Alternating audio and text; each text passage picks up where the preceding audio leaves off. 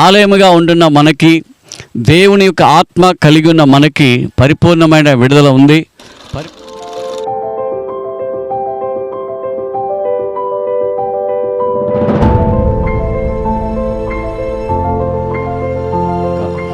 క్రీస్తునందు ప్రియమైన దేవుని బిడ్డ, ఈ మార్నింగ్ మన్నా చూస్తున్న ప్రియులారా, మీ అందరినీ దేవుడు రాజులకు రాజు, ప్రభులకు ప్రభు, త్వరలో రానున్న యేసు క్రీస్తు వారి నామమున మీకు శుభములు కలుగునుగాక.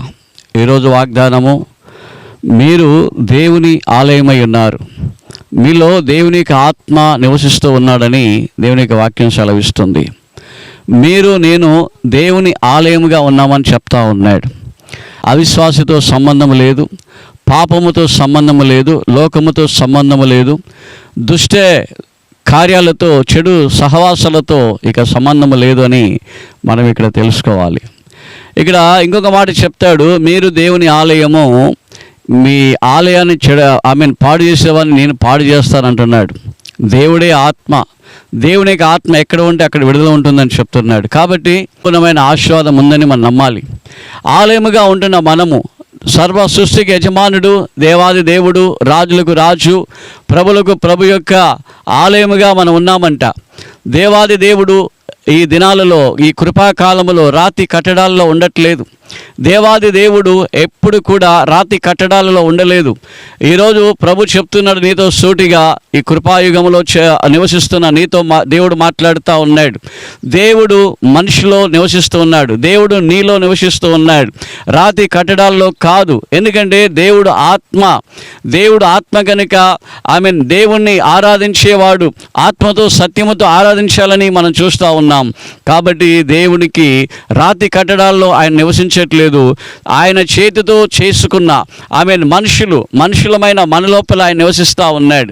ప్రియమైన దేవుని బిడ్డలారా, కాబట్టి ఆయన యొక్క మనస్సు కలిగి, ఆయన యొక్క హృదయం కలిగి, దేవుని వలె, యేసు క్రీస్తు వలె మీరు నేను బ్రతకాలని ప్రభు కోరుతూ ఉన్నాడు. నీ పైన గొప్ప ప్లాన్ కలిగి ఉన్నాడు, గొప్ప ప్రణాళిక కలిగి ఉన్నాడు దేవుడు. ఎందుకంటే ఆయన యొక్క ఆత్మ నీలో నివాసము చేస్తున్నాడు.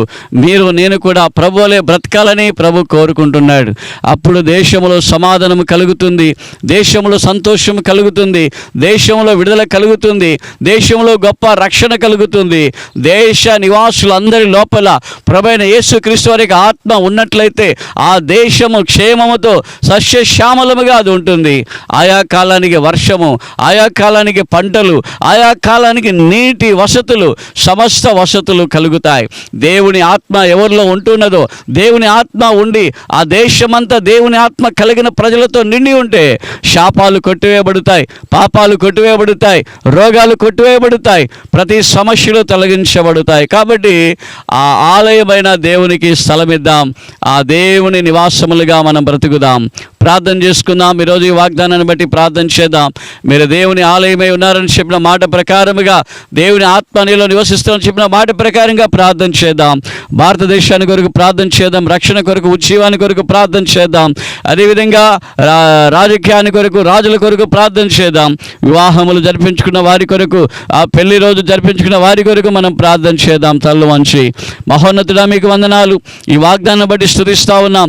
దేవుని ఆత్మ ఎవరిలో ఉంటున్నారో వాళ్ళు శాంతి, సమాధానముతో, రక్షణతో, గొప్ప ఉజ్జీవంతో వారు ఉంటారని తండ్రి మీరు మాట్లాడి ఉన్నారు. మీ నామానికి మహిమగా దేవునికి ఆత్మ, దేవాది దేవుడు ప్రతి ఒక్కరిలో ఉండండి. మా దేశము శాంతి, సమాధానముతో, రక్షణతో, ఉజ్జీవముతో, మహిమతో, అద్భుతాలతో, ఆశ్చర్యకరమైన కార్యాలతో మా దేశము ఉండునుగాక.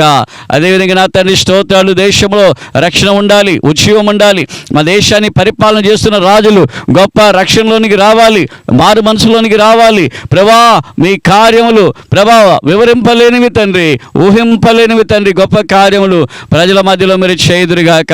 అదేవిధంగా నా తండ్రి, నా ప్రభా మీకు వందనాలు కలుగునిగాక. నాయన స్తోత్రాలు. ఈరోజు పెళ్లి రోజు జరిపించుకున్న బిడ్డలు మీరు ఆశీర్వదించండి. కొత్తగా పెళ్లి చేసుకున్న వారిని మీరు ఆశీర్వదించండి. పుట్టినరోజును జరిపించుకున్న వారిని కూడా మీరు ఆశీర్వదించండి. గొప్ప కార్యాలతో, గొప్ప మహిమతో, గొప్ప దీవెనలతో ప్రభా మీరు నింపి మీ నామానికి మహిమను తెచ్చుకోండి. మీకే మహిమ కలుగునిగాక. ప్రార్థన విన్నందుకు, అలాగే చేస్తున్నందుకు వందనాలు. యేసు క్రీస్తు వారి నామములో ప్రార్థించి వేడుకుంటూ ఉన్నాము తండ్రి. ఆమేన్, ఆమేన్.